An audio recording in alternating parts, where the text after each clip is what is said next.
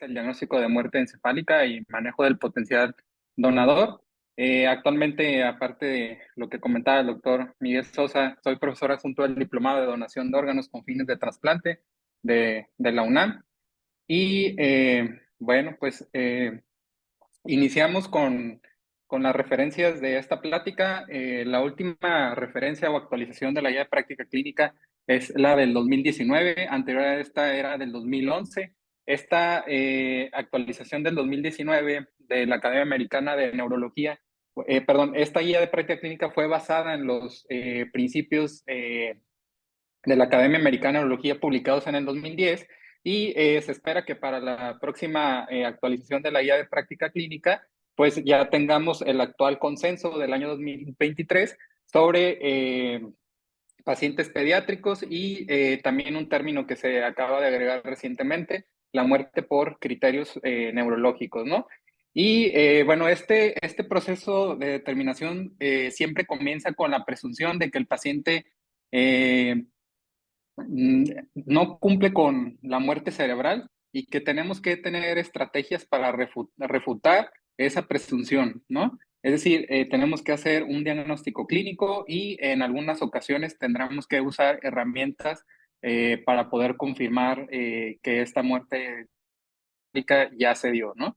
Y tenemos que tomar en cuenta que debe de ser irreversible, es decir, que ya es permanente y que la función se perdió y que no se va a reanudar de forma espontánea y que no se va a utilizar ninguna otra intervención para restaurar dicha función, ¿no? Entonces tenemos que partir primeramente de esos dos principios para poder entender este tema, ¿no? Bueno, como introducción, pues es importante destacar que la determinación de la muerte encefálica o la muerte por criterio neurológico se basa en la evaluación clínica. Y esto es bien importante porque una vez que nosotros tenemos la determinación clínica de la muerte encefálica, tenemos casi el 100% del trabajo del dictamen de la muerte encefálica. Y solamente vamos a requerir pruebas auxiliares solo si la evaluación no se puede completar de forma segura o existen algunas dudas, ¿no? Como en pacientes que tuvieron administración de barbitúricos, se sospechan una toxicidad o alguna otra alteración del sistema nervioso central, producto de trastornos metabólicos o hidroelectrolíticos, ¿no? Después de que un paciente desarrolle el diagnóstico clínico y confirmatorio de la muerte encefálica o la muerte por criterio neurológico, se debe considerar como potencial donante de órganos y tejidos con fines de trasplante y brindarle un manejo integral oportuno encaminado a la viabilidad de los órganos para trasplante, ¿no? Tenemos que recordar que el 65% de las causas del coma son relacionadas a trastornos metabólicos, por lo cual tenemos que descartar si estuviéramos en una unidad polivalente, pues que no se deba hacia un trastorno debido a intoxicaciones o trastornos metabólicos como encefalopatía urémica o etcétera hepática, ¿no? Por ejemplo. Y el 10% se deben a traumas de cráneo solamente, y el otro 10% son de hemorragias de forma espontánea, lo cuales pues en conjunto representan las mayores causas de estado de coma, ¿no? ¿Qué condiciones clínicas son indispensables para la muerte encefálica? Primero, pues determinar la causa del coma, ¿no? Es necesario establecer qué es lo que llevó a mi paciente a tener un estado de coma por medio de la historia clínica, los laboratorios e imagen. Si el paciente durante toda su evolución tuvo manejo de el edema cerebral, de hipertensión intracraneal, esto con algunos sedantes como el propofol, midazolam, etcétera.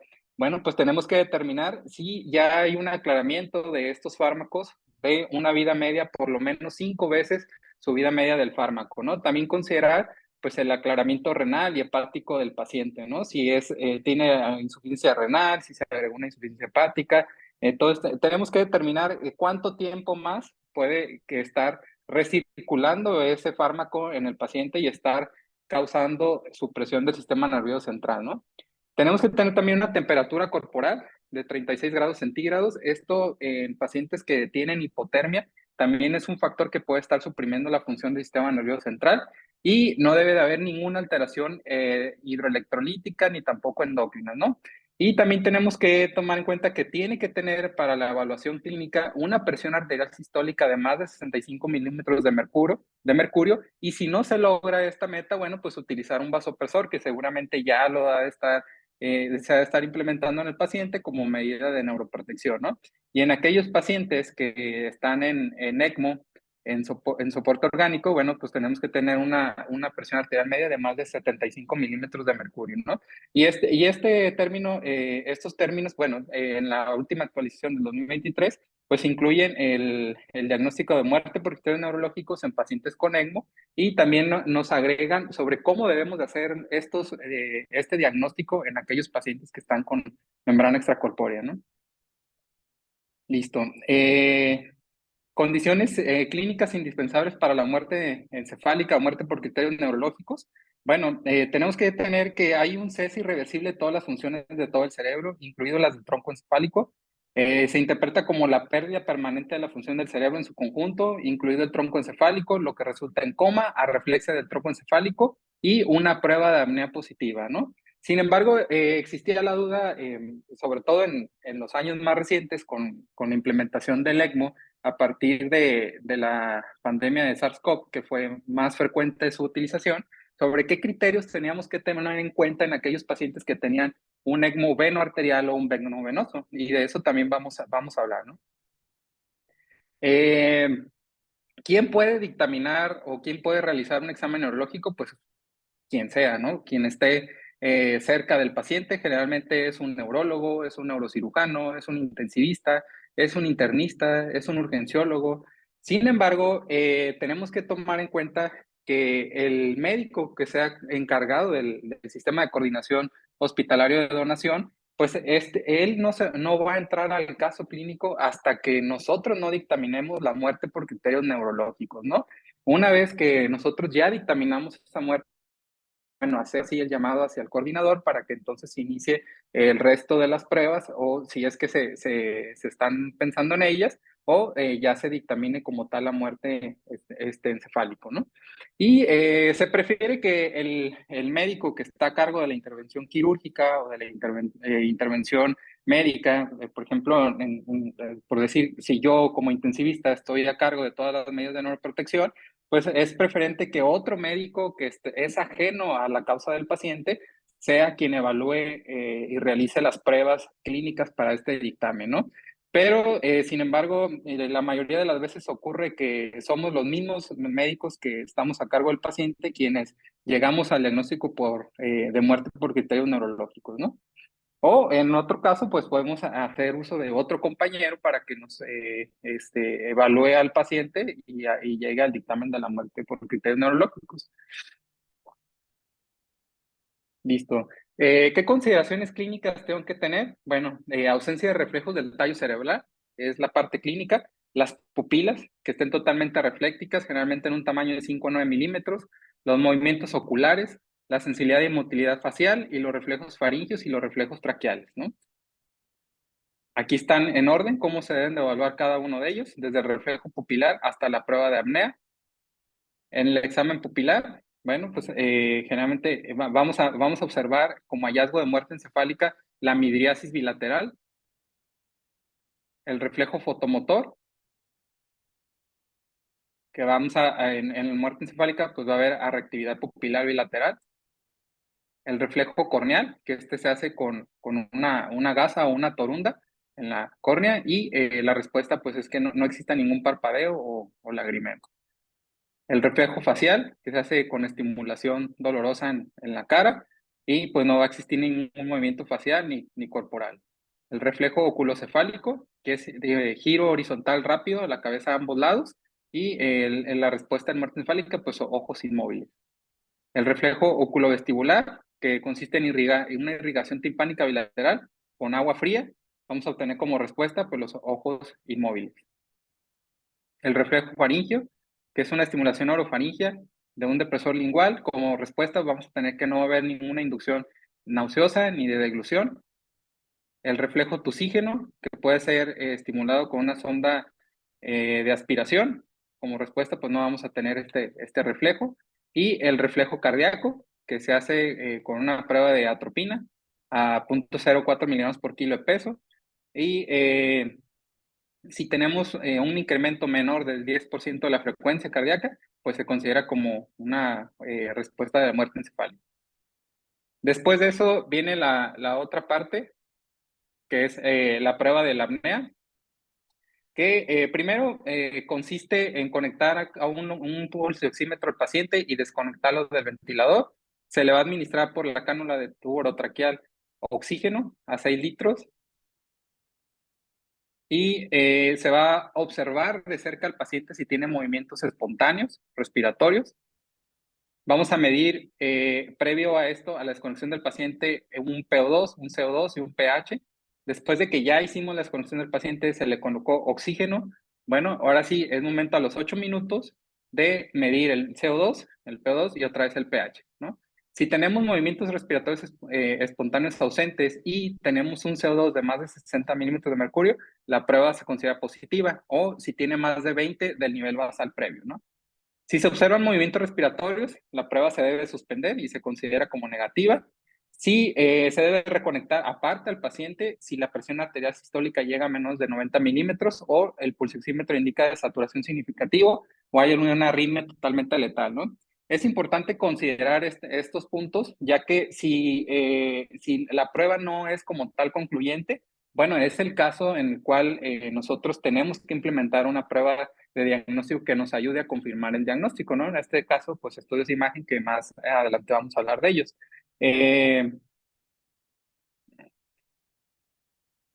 Aquí está lo que ya les mencionaba. Si tenemos ausencia de movimientos respiratorios espontáneos, un CO2 final de más de 60 milímetros de mercurio o más de 20 milímetros sobre el CO2 basal, un test de apnea indeterminado, pues aquel en el que se tiene que suspender como tal dicho procedimiento por alguna arritmia, hipotensión o que el paciente esté desaturando o que pues simplemente no cumpla con estos requisitos, ¿no? Que el CO2 no aumente más de 60 milímetros o que no suba más de 20 milímetros de mercurio sobre el CO2 previamente basal, ¿no? Y el test se puede repetir si recuperamos estabilidad hemodinámica del paciente o incluso si no es concluyente porque presenta movimientos espontáneos y a la evaluación a las 6 o a las 12 horas creemos que ya ahora sí cumple totalmente con los criterios de muerte encefálica, bueno, pues podemos repetir de nueva cuenta la prueba, ¿no? Para pacientes con protocolo que se encuentran en ECMO, en membrana extracorpórea, se recomienda que preoxigenemos a los pacientes al 100% en el ventilador y a través de la membrana pulmonar, ¿no? Evitar la hipotensión durante la prueba de apnea con el ECMO, esto es aumentando los flujos del ECMO, aumentando la administración de líquidos o de vasopresores o de inotrópicos.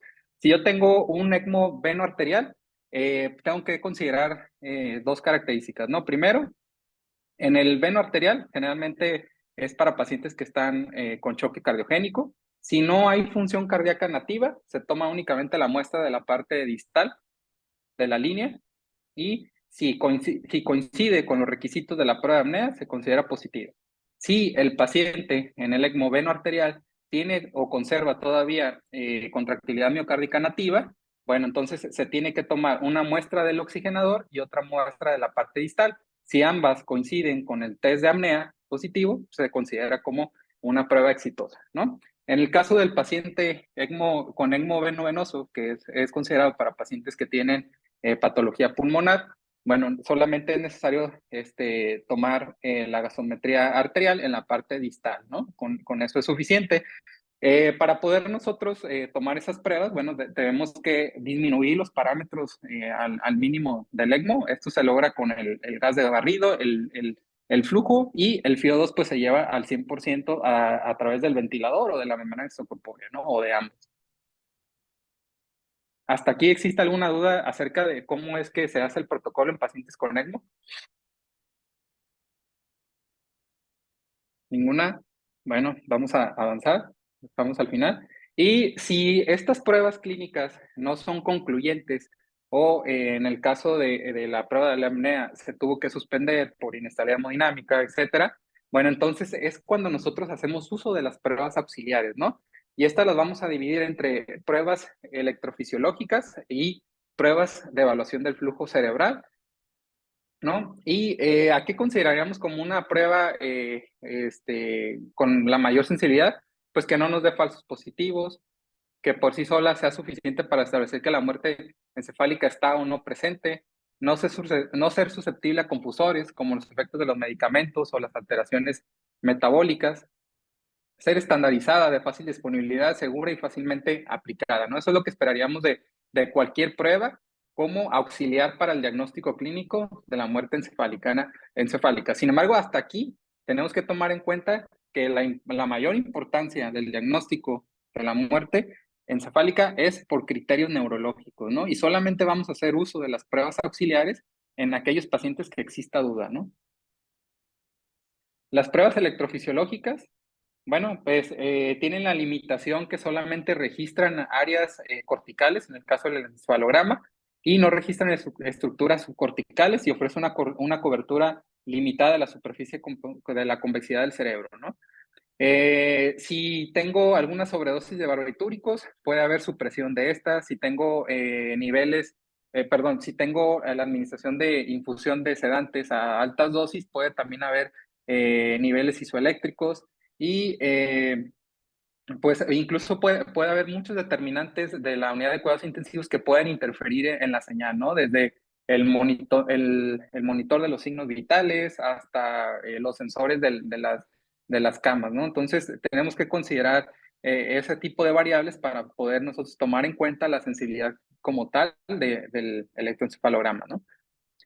Otra es por medio de potenciales o evocados o VAERS. Sin embargo, también tiene la misma limitación que el electroencefalograma, ¿no? Solamente me permiten evaluar áreas específicas, por lo tanto, pues no se puede probar la integridad del resto de las funciones, ¿no? Por eso viene aquí ejemplificada la imagen. Solamente puedo tomar potenciales somatosensoriales N20 de ciertas estructuras del encéfalo, ¿no? Entonces, no es posible evaluarlo como tal todo, por lo tanto, pues no es una prueba que se utilice de forma frecuente, ¿no? Y pasamos a las pruebas de flujo cerebral. La angiografía cerebral de 4 vasos, pues es considerada el estándar de oro tradicional entre las pruebas auxiliares para la muerte encefálica. Sin embargo, tiene como contras, como ya mencionaba la médico radióloga que da la clase en la mañana, pues que es invasiva, requiere el transporte del paciente, la ausencia de cualquier llenado intracraneal de las arterias carótidas o vertebrales internas requiere que la presión intracraneal exceda la presión arterial media, lo cual pues también puede dar confusores, puede haber ciertas áreas de llenado en las arterias cerebrales de escaso flujo que puedan considerarse como no confirmatorias, ¿no? Y requiere que pase un minuto para que antes de pensar que el material de contraste no entró hacia la cavidad craneal, es decir, una vez que se administra el contraste, pues tenemos que esperar un minuto durante la imagen para ver que no haya un llenado en estas arterias, ¿no? El Doppler transcraneal, pues es seguro, no es invasivo, puede realizarse sin transportar al paciente fuera de la unidad de cuidados intensivos, requiere habilidad. Los pacientes con drenajes intraventriculares o craniotomías muy extensas, pues deben de ser excluidos, ¿no? Desgraciadamente, pues la mayoría de estos pacientes que se encuentran en medidas de presión intracraneal, pues posiblemente ya tengan una craniotomía muy grande. Se ha considerado en algunas series de casos pruebas falsas positivas del 10 al 15% y la tasa de falsos positivos es menor cuando se utiliza un abordaje transorbital que un abordaje transtemporal. Y de estos flujos que observamos en el Doppler transcraneal, pues el que mayor sensibilidad tiene pues es el patrón de flujo reverberante sin flujo diastólico anterógrado y este es el que mayor sensibilidad tiene, ¿no? Que es el que vemos en esta imagen verde, que es el último que está señalado como diagnóstico de muerte encefálica. Los flujos con picos sin diástole o flujos amputados, pues deben de considerarse pues, en duda todavía del diagnóstico. Si no tenemos otra herramienta para realizar el diagnóstico, bueno, pues pudiéramos repetir el Doppler transcraneal posteriormente, ¿no? La angiografía por tomografía computarizada, este es un medio que se utiliza frecuente, sobre todo la mayoría de las unidades no contamos con la angiografía de 4 vasos. Proporciona una resolución adecuada para evaluar si la perfusión intracraneal está presente o no.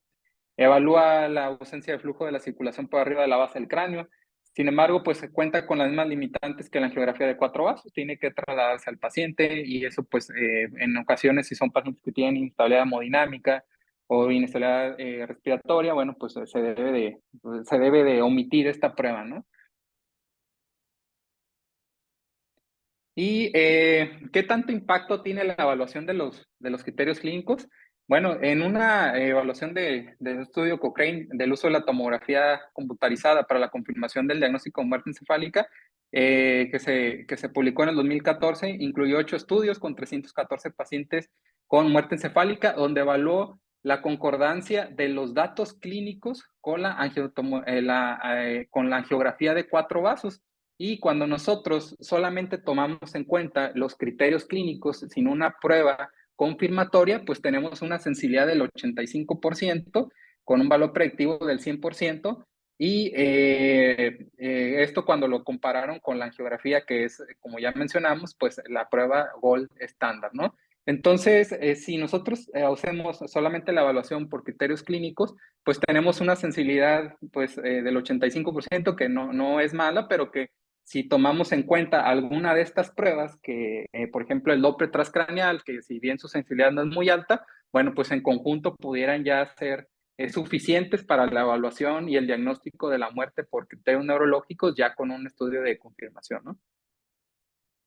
El Doppler transcraneal, bueno, en una evaluación de un metaanálisis publicado por Chang en 2016, de dos estudios con 859 pacientes, de los cuales 482 tenían diagnóstico de muerte encefálica clínica, se evaluó la concordancia del Doppler transcraneal con los datos clínicos de muerte por criterios neurológicos y se reportó que el Doppler transcraneal tiene una sensibilidad del 0.90% y una especificidad del 0.98% para el Doppler transcraneal, ¿no? Si nosotros hacemos las dos pruebas, pues evidentemente que esta sensibilidad pues seguramente es mayor, ¿no? Entonces, el Doppler transcranial pudiera ser una herramienta de uso fácil a la cama del paciente, menos costosa y menos invasiva. Y bueno, en esta última actualización se sugiere realizar en este orden las pruebas de confirmación, ¿no? El electroencefalograma, siempre y cuando se realice con los lineamientos debidos, es decir, que sea un operador calificado, que tenga los 8 pares de electrodos en la superficie más uno de referencia y que haya una distancia en interelectrodo de por lo menos 10 centímetros. Debe de haber una sensibilidad de 2 milivoltios y el registro se debe de evaluar por lo menos durante 30 minutos, ¿no? Con un operador certificado y con un software en el electroencefalograma diseñado exclusivamente para el diagnóstico de muerte encefálica, ¿no? En ese orden, el siguiente que ellos recomiendan es la angiografía computarizada, que es uno de los estudios que más frecuentemente hacemos.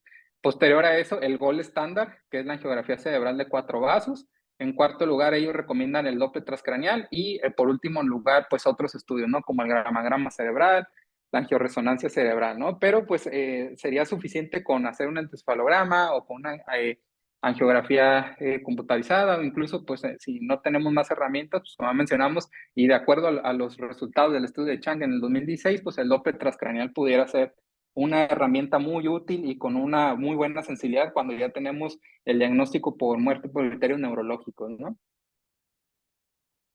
Ahora, una vez que yo llego al diagnóstico de muerte por criterios neurológicos, ya sea en cualquiera de las áreas críticas, llámese servicio de urgencias, servicio de quirófano, anestesiología o de cuidados intensivos, o de piso, en piso de medicina interna o de cualquier otro servicio, bueno, ¿qué debo de hacer, no? ¿Tiene algún impacto que yo vaya a comentar al paciente y que se pase al paciente al área de cuidados intensivos? Bueno, pues según esto, según una revisión de Singbar en el 2011, donde evaluó, que fue un estudio pre y post con intervención que incluyó donantes de órganos con muerte encefálica, se evaluó si el manejo intensivo con 210 participantes contra el manejo estándar, 250 participantes, modificaba la probabilidad del número de órganos trasplantados y encontró una asociación a favor del número de total de órganos trasplantados en el grupo de manejo en el área de cuidados intensivos. También en el número de órganos con mejor con mejor aceptación, sobre todo en el trasplante pulmonar, ¿no? Y también en los trasplantes por riñón. Entonces, la pregunta y la respuesta, pues es claro que sí, es un paciente que debe de estar bajo todos los cuidados intensivos, bajo todo el monitoreo estricto y debe de ser cuidado como cualquier otro paciente, ¿no? Yo, en lo personal, creo que el paciente que se considera potencialmente donador de órganos es el paciente más importante de la unidad donde esté. Si no hay a nivel estatal otro paciente que esté con el mismo diagnóstico, pasa a ser considerado el paciente más importante del Estado. Y si a nivel nacional no existe otro paciente que esté en el protocolo, pues pasa a ser el paciente más importante a nivel nacional, ¿no? Así de impactante debe de ser y de enérgico debemos ser con el manejo que debemos de darle a estos pacientes que ya son considerados potenciales donadores de órganos. Ahora, sobre el manejo de los pacientes en el potencial donador de órganos, la administración de sustitutos de hormonas como la triodotironina, los corticosteroides, la desmopresina o la insulina, comparados con no administrarlos, modifica los parámetros hemodinámicos del donante o la función del injerto. Bueno, no hay ninguna evidencia actual que evalúe la aplicación de la triodotironina, no modifica el índice cardíaco, no modifica la administración de agentes vasoactivos. Eh, Prácticamente se deja a consideración del médico si desea utilizarlos o no. El único caso donde pudiéramos administrar algún tipo de esteroide, como la hidrocortisona o la fluocortisona, pues es en aquel paciente que se encuentra en un estado de choque refractario, ¿no? Es el único caso actual donde se pudiera considerar el uso de algún tipo de esteroides. El resto, pues la verdad es que no tiene ninguna utilidad. Tal vez en el caso de un diagnóstico de diabetes insípida, pues pudiéramos utilizar la desmopresina, ¿no? Pero fuera de eso no hay ninguna otra indicación para utilizarlos de forma rutinaria. Bueno, ahora pasando al manejo crítico del potencial donador de órganos, es importante determinar que lo único que se terminó pues es la función cerebral, ¿no? El resto de las funciones pueden llegar a estar intactas y debemos de restaurarlas si es que ya sufrieron alguna alteración o debemos seguir el mismo manejo en caso de que no tengan ninguna alteración fisiológica. ¿No? En el caso del manejo hemodinámico, pues utilizar los vasopresores, en este caso, pues el de primera línea es como siempre se ha considerado la noradrenalina. Utilizar si tengo variables de respuesta a volumen, si el paciente se encuentra tiene choque hipovolémico, pues y tengo la forma de poder evaluar una variable de respuesta a volumen, llámese variable de volumen sistólico, variabilidad de presión de pulso, y me da un indicador de respuesta a volumen, pues debo de administrarle el volumen suficiente para mejorar como tal el gasto cardíaco efectivo, ¿no? Y como ya había mencionado, pues utilizar el esteroide solamente en aquel paciente que tiene un estado de choque refractario. El monitoreo hemodinámico pues debe de ser exactamente igual, con lo que yo tenga, ultrasonido, EB1000, Swan-Ganz, cualquier tipo de monitoreo me va a servir para mantener el soporte orgánico en este paciente. Si el paciente tiene ECMO veno arterial por alguna causa cardiogénica, bueno, pues continuar ese soporte hasta que se determine si el paciente va a procurar o no órganos, ¿no? En la parte respiratoria, pues vigilar la ventilación mecánica protectora, los parámetros del ECMO veno-venoso, si es que se encuentra con él. En el manejo gastrometabólico, pues el aporte nutricional y corrección de anormalidades, el manejo del control glicémico, exactamente lo mismo que hiciéramos en cualquier paciente que estamos cuidándolo y que tiene un pronóstico, ¿no? En este caso, lo cuidamos para que procure órganos, pero es exactamente el mismo manejo, ¿no? La corrección de trastornos urinarios, hidroelectrolíticos, mantener un equilibrio ácido-base. En el antiinfeccioso, pues mantener una hemoglobina de más de 7 miligramos sobre decilitro, las plaquetas de más de 100,000 de nivel, la coagulación, los antibióticos, la tromboprofilaxis, que la verdad es que también está un poco en duda, sobre todo en aquellos pacientes que van a recibir, que van a hacer trasplante de pulmón o trasplante cardíaco, pues se recomienda la utilización, pero pues también no hay nada claro acerca de eso. Y si el paciente tiene la sospecha de una infección o se sospecha como tal, bueno, pues mandar cultivos, ¿no? Para poder determinar qué bacteria está ocasionando La infección, sí, ya tenemos los resultados de los estudios, pues, implementar antibiótico-terapia. Si solamente tenemos de forma empírica el diagnóstico, pues utilizar los antibióticos, esto de 7 a 14 días, y también se recomienda utilizarlo pues, en el paciente que va a recibir el trasplante, los injertos, pues seguir con esta antibiótico-terapia, ¿no? La nutrición enteral parenteral pues, no modifica el riesgo de rechazo al injerto, sin embargo, pudiera permitirnos mantener una variable de homeostasis gastrometabólica, ¿no? Entonces queda también a consideración si se debe utilizar o no acerca de la nutrición, ¿no?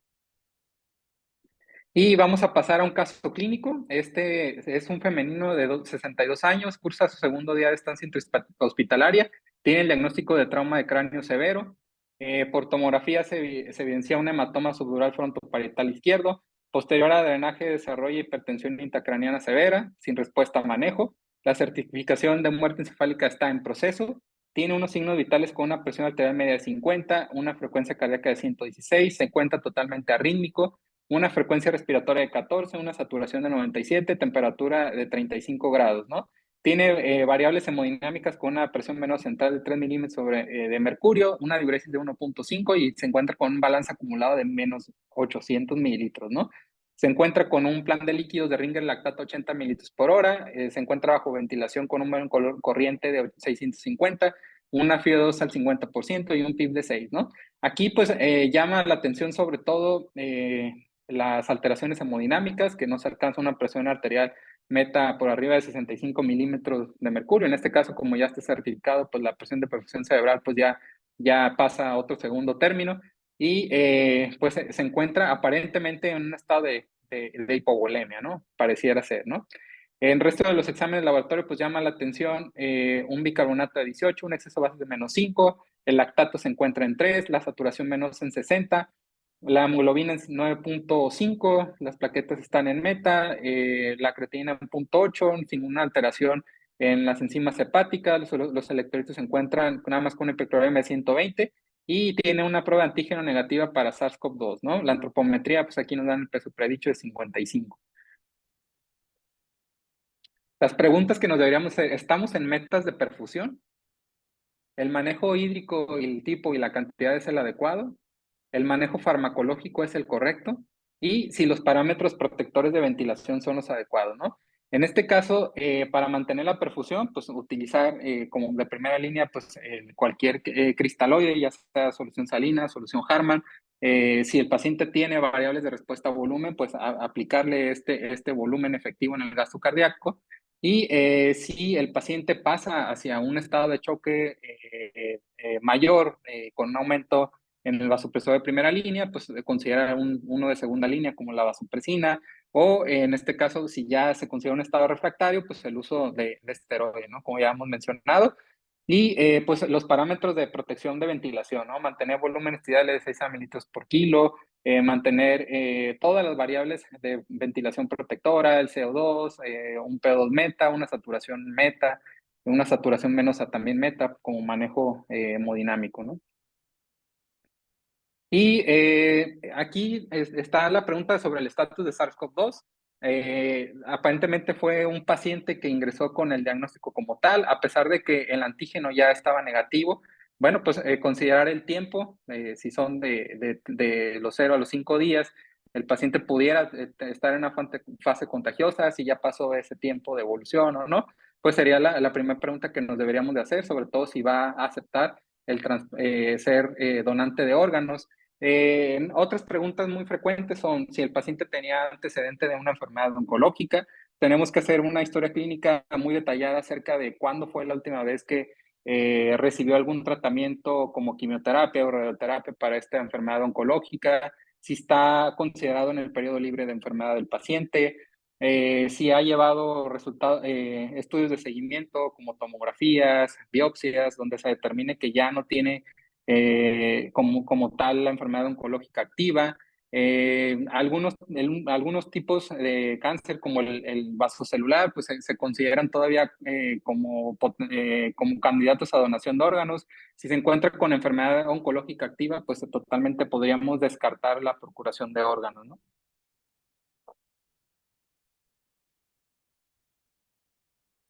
Y bueno, pues ya como conclusión, la evidencia científica actual indica que las pruebas de electrofisiología de perfusión encefálica no añaden mayor certeza diagnóstica a los criterios de muerte encefálica. Sin embargo, la Ley General de Salud en su artículo 344 señala que los signos clínicos de muerte encefálica deberán de corroborarse mediante la realización de alguno de estos otros métodos diagnósticos, ¿no? Actualmente, de acuerdo a la Ley General de Salud que nos rige en México, todavía tenemos que considerar cualquier prueba de auxilio diagnóstico para confirmar los criterios neurológicos de muerte encefálica, ¿no? En el checklist que nosotros hacemos para evaluar la muerte encefálica, hasta el último viene qué tipo de prueba se utilizó para confirmar el diagnóstico, ¿no? En este caso se puede utilizar cualquiera siempre y cuando cumpla con todos los estándares indicados, ¿no? Y se debe de realizar al menos una prueba de apnea después del examen neurológico, ¿no? Para tener una mayor certeza del diagnóstico como tal de muerte por criterios neurológicos. Es importante recordar esta conclusión porque al final de cuentas nuestro ejercicio y práctica médica lo hacemos en México y a pesar de que los artículos, la mayoría de la evidencia son en otros estudios, en otros países como Estados Unidos, pues tenemos que tomar en cuenta bien ese punto, ¿no? Que actualmente en México todavía la ley nos exige tener una prueba que nos apoye el diagnóstico y la confirmación. Sin embargo, tenemos que ser bien claros en que el diagnóstico clínico nos da una certeza muy cercana, una sensibilidad muy cercana al 100%, ¿no? Y esto tiene que ser bien importante que nos quede claro. ¿Y qué vamos a hacer en caso de que no sea donante el paciente? Bueno, pues una vez que se ha determinado la muerte encefálica o la muerte por críticos, el soporte mecánico o farmacológico que mantiene la función respiratoria o cardíaca se suspende a menos de que se esté considerando que el paciente va a ser donador de órganos. Sin embargo, también es importante considerar un tiempo razonable para proporcionar el apoyo a los familiares para que ellos estén conscientes de que el paciente ya tiene una muerte encefálica que es totalmente irreversible y que el paciente ya no va a tener ninguna oportunidad de poder salvarse, ¿no?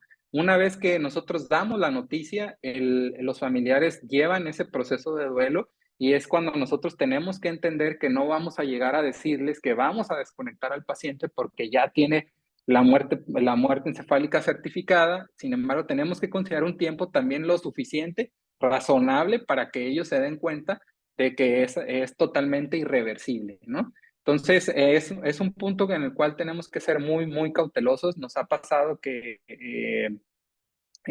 una vez que les decimos a los familiares que ya tiene muerte encefálica, que ya está confirmada, y ellos nos comentan que no aceptan la donación y procuración de órganos, entonces les comentamos que pues se tiene que desconectar y obviamente esa es una noticia que para ellos, que posiblemente vieron a su familiar en condiciones totalmente normales, 24 horas antes de un accidente, por ejemplo, pues sí es como que un impacto muy fuerte llegar con esa noticia, ¿no? Entonces tenemos que ser muy cautelosos, tener mucha malicia para ver cómo vamos a afrontar ese proceso y en el caso de que vaya a ser donante, bueno, pues avisar a nuestro sistema de procuración de órganos que existe la posibilidad de que los familiares acepten esa procuración de órganos. En la unidad donde actualmente trabajo, en el Hospital 21, la mayoría de los pacientes se encuentran pues entre los 20 a los 40 años, que es donde más ocurre el trauma de cráneo encefálico. Creeríamos que tal vez son los pacientes que van a donar la mayor cantidad de órganos. Sin embargo, a veces sucede lo contrario. De hecho, la estadística de nuestra unidad está por debajo de hospitales de zona aquí a nivel regional de Nuevo León. Y esto lo creemos que se debe principalmente a que los pacientes al encontrarse jóvenes y al tener un accidente que resulta catastrófico y no existe como que un sustento para ellos o los familiares para poder determinar si van a aceptar o no la donación de órganos, sobre todo porque como decía, son pacientes que a lo mejor hace 24 horas, a lo mejor hace 2 o 3 días estaban totalmente sanos, eran pacientes funcionales, trabajaban y ahora tú vas con una noticia de que si quieren donar o no órganos, pues a veces es bastante difícil y fuerte para los familiares poder tomar esa decisión, ¿no? Entonces, No siempre tener a estos pacientes en edad reproductiva pues es fácil poderlos abordar. Tiene que tener mucha malicia el sistema de procuración de órganos y tiene que haber también pues mucha intención por parte de todos los que trabajamos en este sistema para que se lleve a cabo el proceso, ¿no? Y bueno, en el único caso donde pudiéramos considerar continuar la atención, a pesar de que los pacientes, los familiares no acepten la procuración de órganos, pues es en las pacientes embarazadas, ¿no?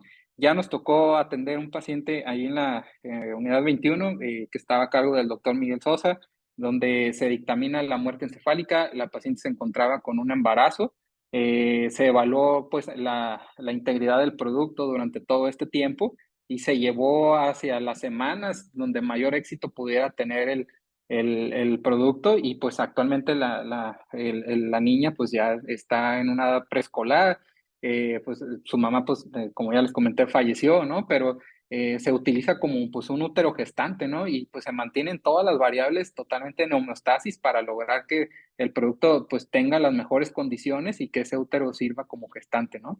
Entonces sería la única indicación en la cual pudiéramos seguir con el soporte orgánico a pesar de que no vaya a haber la donación de órganos, ¿no?